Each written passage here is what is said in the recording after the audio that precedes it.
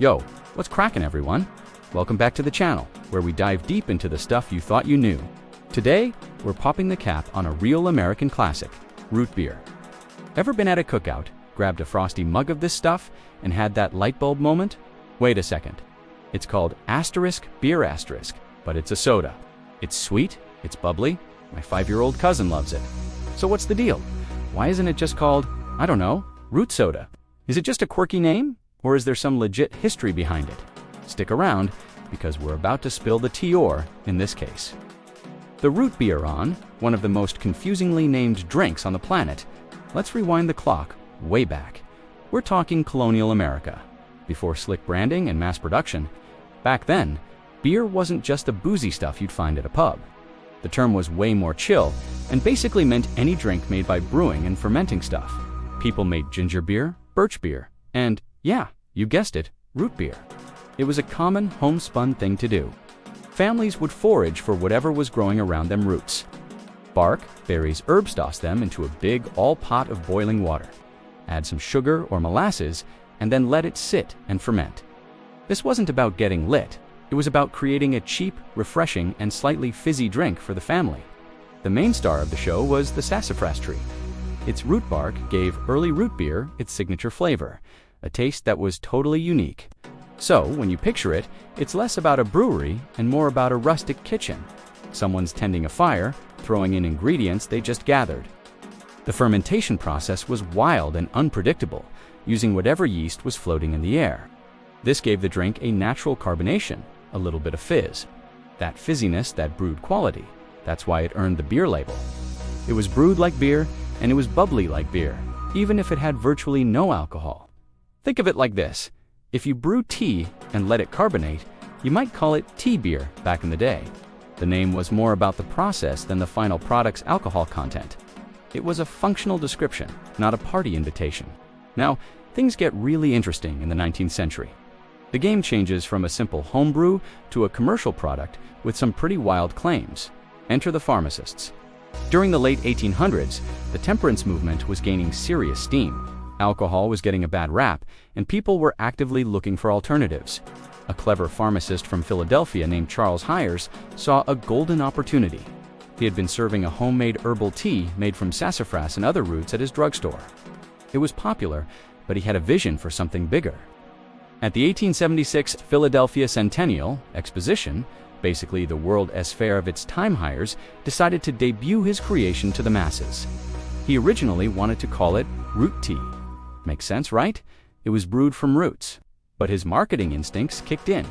He figured that name was a bit too dainty to appeal to the working class folks, especially the gritty coal miners of Pennsylvania.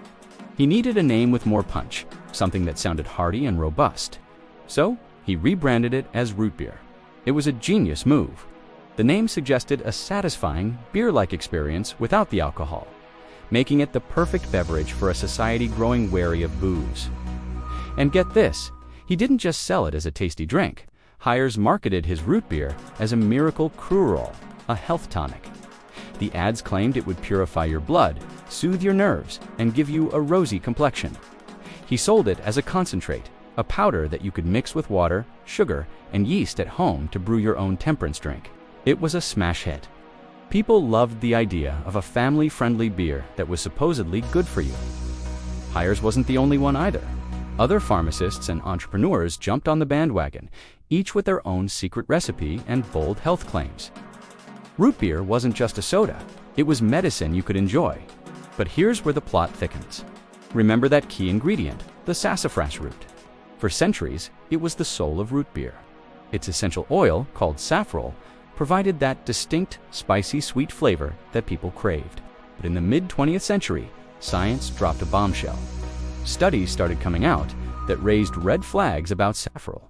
Lab tests on animals suggested that in large quantities it could be a potential carcinogen.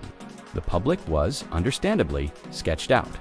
The government took notice, and by 1960, the U.S. Food and Drug Administration, the FDA, banned the use of sassafras, bark, and saffrol in commercially produced foods and drinks. This was a massive crisis for the root beer industry. Their signature flavor was now illegal. It was like telling a cola company they couldn't use their secret formula anymore. So, what did they do? They had to pivot, and fast.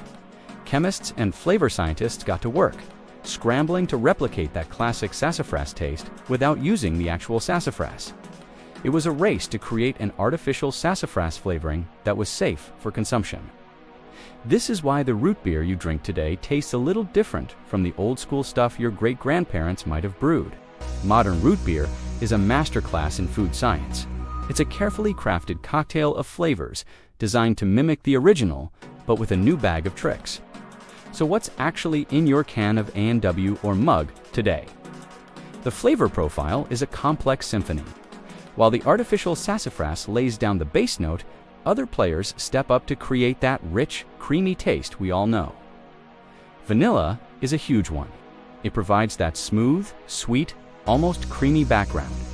Then you've got wintergreen, which adds a cool, slightly minty kick that gives it a bit of a bite. Licorice root often makes an appearance, adding a deep, earthy sweetness. Other spices like nutmeg, anise, and molasses are sometimes thrown into the mix, depending on the brand.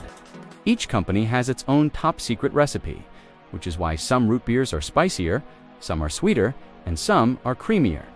It's no longer about just one root. It's a whole botanical orchestra in a can. And you can't talk about root beer without talking about its iconic partner in crime, the root beer float. This dessert is a straight-up legend. The story goes that on a hot day in 1893, a Colorado mine owner and bar proprietor named Frank J. Wisner was staring up at the snow-capped Cow Mountain. The sight of the snowy peaks against the dark night sky reminded him of a scoop of vanilla ice cream floating in a dark soda. An idea sparked. He rushed back to his bar, plopped a scoop of vanilla ice cream into a mug of root beer, and served the first ever root beer float. Or so the legend says. Whether he was the true inventor or not, the idea caught on like wildfire. It became a staple of soda fountains and diners across America, especially in the 1950s. The combination of the fizzy, spicy root beer and the cold, creamy ice cream is just perfection. It's a simple creation, but it elevated root beer from just a drink to a full-blown dessert experience. Over the years, some brewers have tried to bring root beer full circle by creating alcoholic or hard root beer. These drinks actually are beer, brewed with alcohol but flavored to taste like the classic soda. They had a moment in the spotlight a few years back, riding the wave of nostalgia and the craft beer boom. It was like the adult version of a childhood favorite. For a while, they were all the rage, but ultimately, they never quite managed to dethrone the original. The classic, non-alcoholic root beer remains the king. It's too deeply embedded in American culture as a wholesome allogous treat. It's the drink of Little League games, family barbecues, and lazy summer afternoons. So, let's bring it all home. The reason root beer is called beer is a fascinating echo from the past. It's a linguistic fossil from a time when beer just meant a brewed, fermented beverage, not necessarily an alcoholic one. It got its name from its process, a marketing boost from the temperance movement, a scientific makeover in the 20th century, and a permanent place in our hearts thanks to a scoop of ice cream. It's a drink with a surprisingly deep and twisted history. It's part homebrew, part patent medicine, and part soda fountain star. Next time you pour yourself a glass, take a moment to really taste it. Notice the vanilla, the hint of spice, the creamy head of foam. You're not just drinking a soda, you're sipping on centuries of American history, innovation, and culture. It's a quirky relic that tells a story of how our tastes, our language, and even our laws have changed over time. And hey, here's a fun experiment for you. Next time you make a root beer float, try it with different ice cream flavors: chocolate, strawberry, coffee. See how the different flavors interact with the complex spices of the root beer. You might just discover a new favorite combo. Root beer's story is proof that even the most everyday things can have an epic backstory. It's a mashup of history, slang, and sweet, bubbly goodness. Thanks for hanging out and going down this rabbit hole with me. If you enjoyed this, hit that like button, and don't forget to subscribe for more deep dives into the weird and wonderful world around us. Catch you in the next one.